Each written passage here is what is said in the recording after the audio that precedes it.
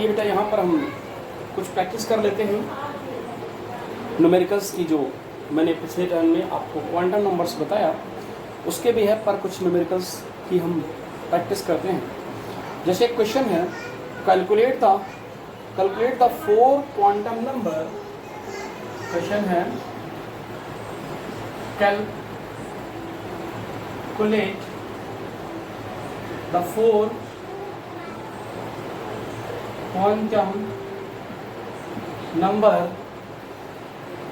quantum numbers for vanadium for 5th and 4th electron of carbon, for 5th and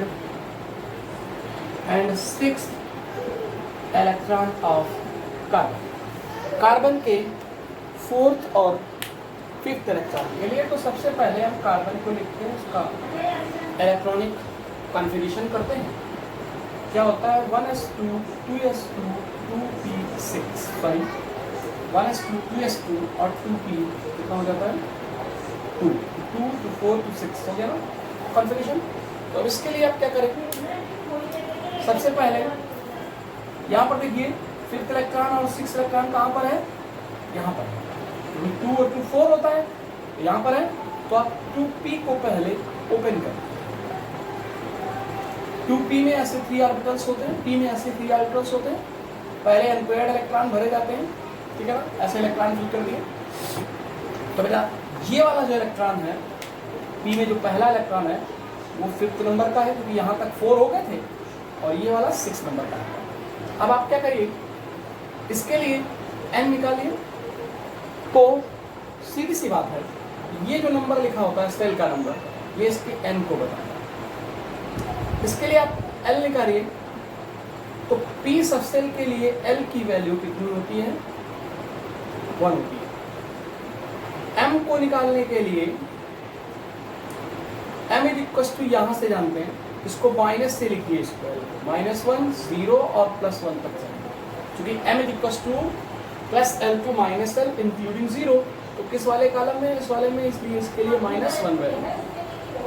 s की बात आती है, electron ऊपर की तरफ हेड किए हुए, इसलिए इसके लिए वैल्यू +½ होती है। यदि इलेक्ट्रॉन नीचे की तरफ हेड होता, मतलब सेकंड इलेक्ट्रॉन किसी ऑर्बिटल्स का होता, तो उसके लिए -½ वैल्यू होती। तो इस तरह से आपको ये चारों वैल्यूज मिल जाती हैं।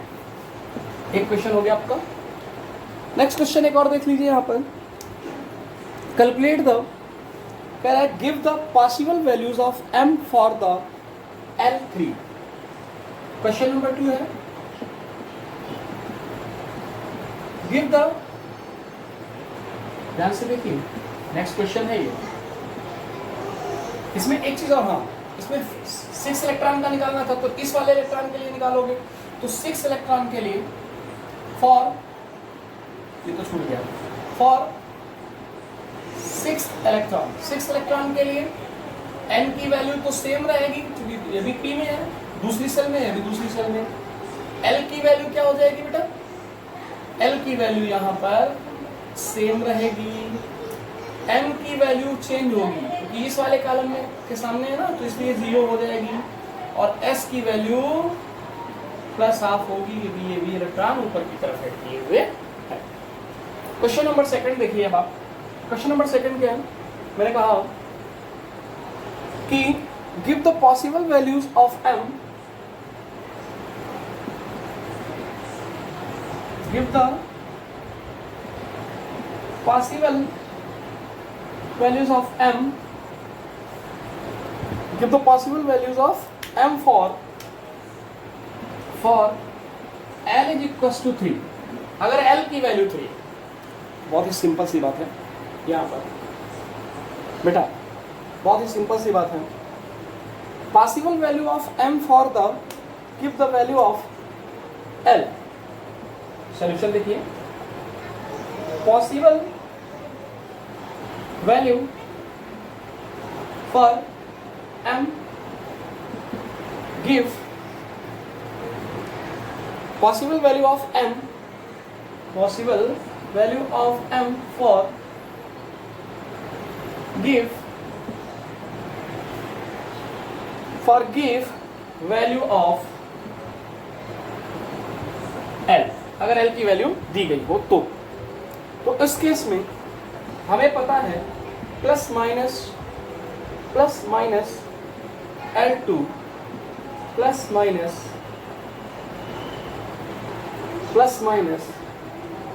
L इंक्लूडिंग जीरो सहित वैल्यू होती है ना m की वैल्यू। तो बेटा चूंकि m की वैल्यू हमें निकालनी है, l की वैल्यू क्या दी गई है, 3 दी गई है, तो हम क्या करेंगे, माइनस से शुरू करते हैं, -3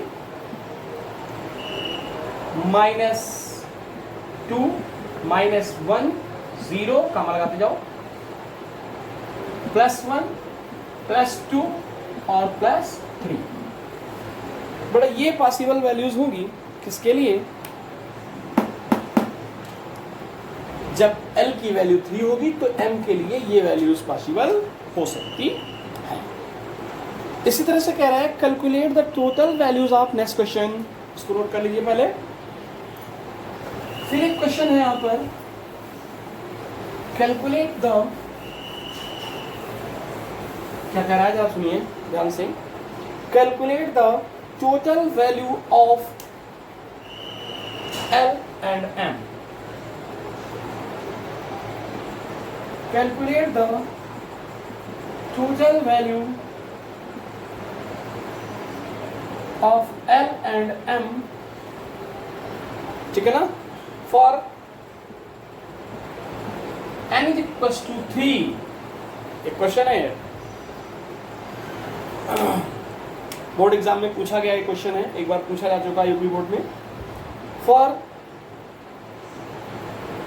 अ गिवन वैल्यू, बेटा इन्होंने n की वैल्यू हमें क्या बताई है, 3 बताई है।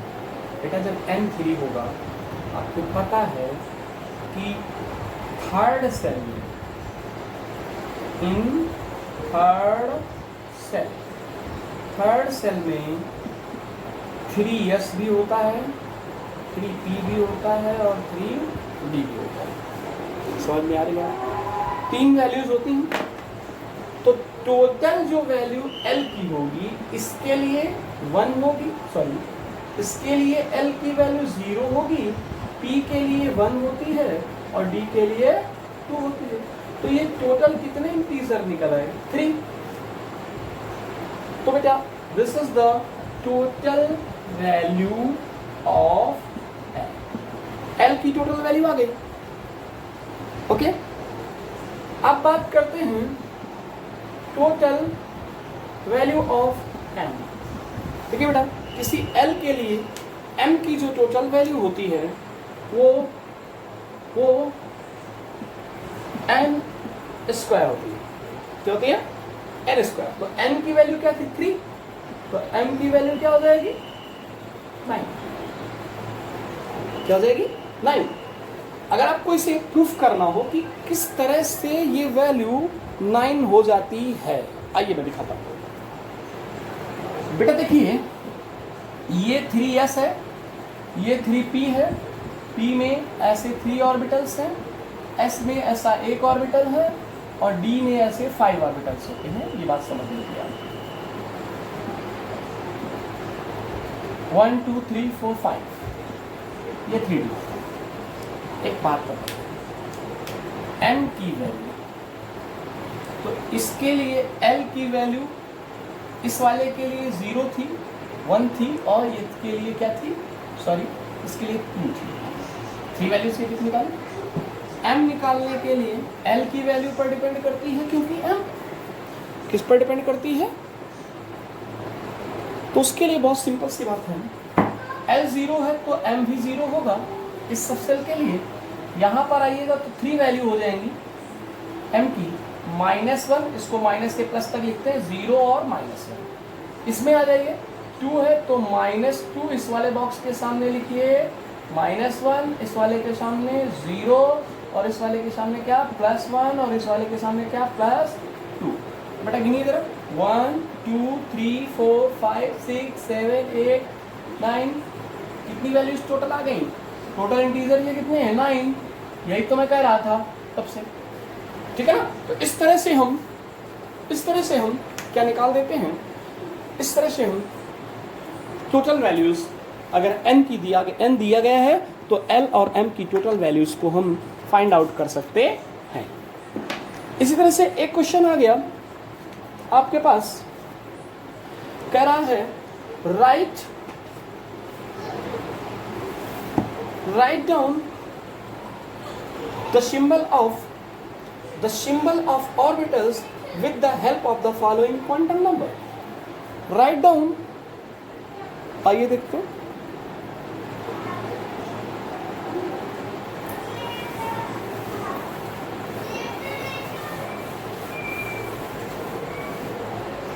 क्वेश्चन क्या कह रहा है, write down the symbol of orbital with the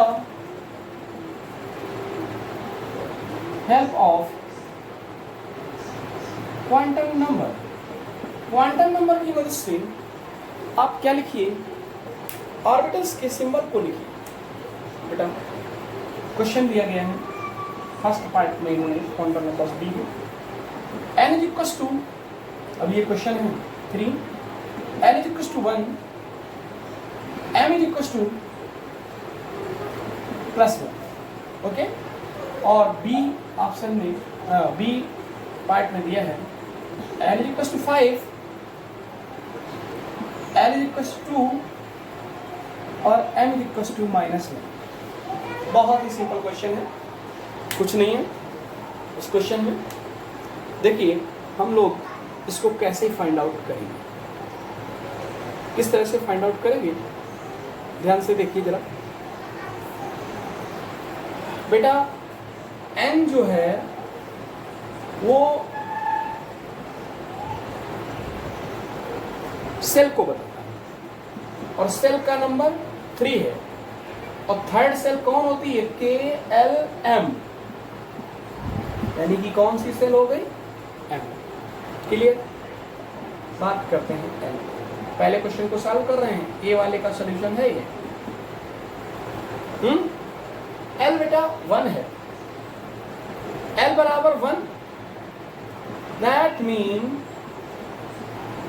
1 किसके लिए वैल्यू होती है, P के लिए, क्योंकि S के लिए L की वैल्यू 0, P के लिए 1, D के लिए 2, F के लिए 3, तो इसलिए E हो जाएगा, ठीक है ना। अब देखिए m क्या दिया है, स्मॉल m की वैल्यू यहाँ पर +1 दी गई है।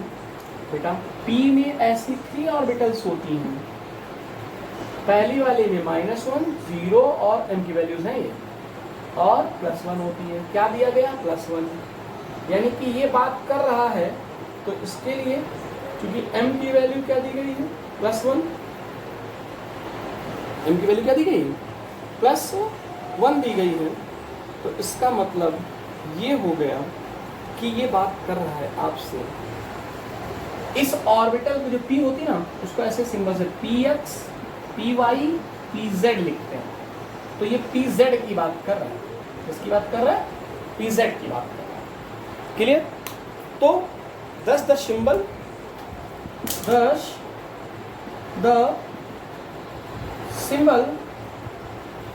symbol, इसलिए ये सिंबल हमें क्या बता रहा है, P। अच्छा एक चीज और देखिए, ये जो LM की वैल्यूज होती है वो माइनस से प्लस भी लिखी जाती है और प्लस से माइनस भी लिखी जा सकती है। तो अगर प्लस से माइनस लिखते तो ये +1 यहाँ आ जाता, फिर +1 कहाँ आ जाता, यहाँ 0 और -1 यहाँ चला जाता, तो फिर ये PX भी हो सकता था, यहाँ पर क्या हो सकता था, PX भी हो सकता। तो ये या तो PX की बात कर रहा है या फिर कौन से 3PX की बात कर रहा है, 3 है ना, हाँ 3PX की बात कर रहा है, या फिर 3PZ की बात कर रहा है। तो दिस इज द सिंबल, इस तरह से आप निकाल लेते हैं। इसी तरह से दूसरे वाले का भी निकालिए, इस तरफ देखिए हमारे पास जगह है, यहाँ देखते हैं n = 3 दिया है बी वाले में, बेटा n = कितना दिया, 5 दिया, 5 दिया है, ठीक है ना। 5वें सेल की बात कर रहा है, L की वैल्यू क्या दी गई, 2, तो जब 5 सेल है, एल की वैल्यू 2 का मतलब वो किसकी बात कर रहा है? एस के लिए 0, पी के लिए 1, डी के लिए 2, डी की बात कर रहा है। एम की वैल्यू क्या दी गई? अच्छा, डी में कितनी ऑर्बिटल्स होती है भी समझ लीजिए, यहाँ पर 5 ऑर्बिटल्स होती है, अभी बता चुके हैं, 1 2 3 4 5 हो गई। तो इसको माइनस से लिखिए, -2 -1 0 +1 +2, ये रफ वर्क है आपका समझने के लिए। तो बेटा यहाँ पर एल कितना 2 प्लस का, यानी कि इसकी बात कर रहा है, ये बात कर रहा है। इन ऑर्बिटल्स का भी अपना ऐसे ही नाम होता है। क्या नाम होता है? ये d d d x y, d y z, d z x, d x square minus y square, ठीक है ना। और लास्ट में होता है जाकर के ये बेटा d x y, d y z, d z square होता है। सॉरी, ये डी जेड स्क्वायर इसके लिए वैल्यू होती है। फोर्थ वाले के लिए वैल्यू होती है D x Z, D x Z होती है। और लास्ट वाले के लिए होती है ये x square minus y square, x square minus y square. तो ये x square minus y square है, तो d x square minus y square की बात कर रहा है। या ये भी हो सकता है डी एक्स वाई भी हो सकता है, तो यहाँ पर आर लग जाएगा, डी एक्स वाई भी हो सकता है, ठीक है। तो इस तरह से हम निकालते हैं, क्योंकि एल एम की वैल्यू क्या दी गई थी? वैल्यू 2 दी गई थी, तो बस इधर से लिखते तो ये वाली वैल्यू आती, अगर प्लस से माइनस की तरफ जाते तो ये वाली वैल्यू आती, ठीक है ना। तो इस तरह से हम कैलकुलेट कर लेते हैं।